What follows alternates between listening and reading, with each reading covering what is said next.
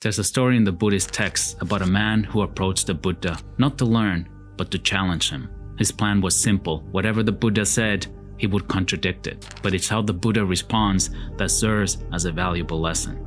This is Buddhist Parables Based on Real Scriptures, Part 2.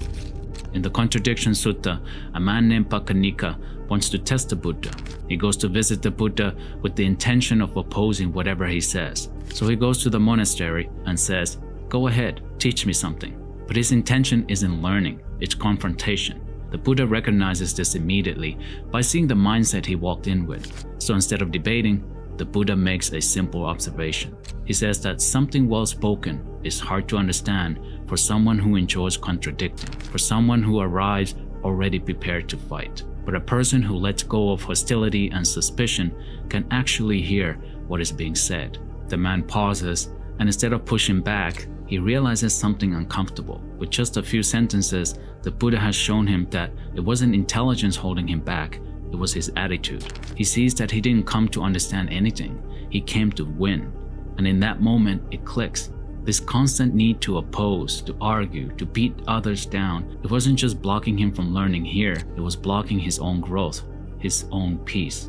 The argument he came prepared for dissolves, and on the spot, he decides to follow the Buddha's teaching. This short exchange carries a lesson that feels especially relevant today. We live in a political climate where many conversations aren't really conversations, they're performances of loyalty. Something happens, and before facts are even clear, people look to their side to see how they're supposed to interpret it.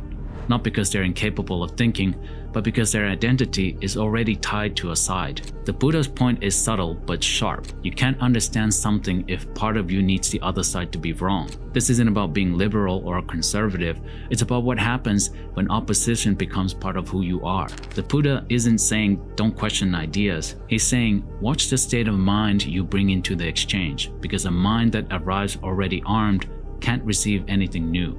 Understanding doesn't require agreement, but it does require letting go of the need to fight. The Contradiction Sutta isn't asking us to pick a side, it's asking us to notice when we stop listening altogether. Because sometimes the barrier to insight isn't the lack of information, it's the attachment to opposition. If you like this lesson and want to practice open-mindedness in real life, the mindfulness app I use is in the links.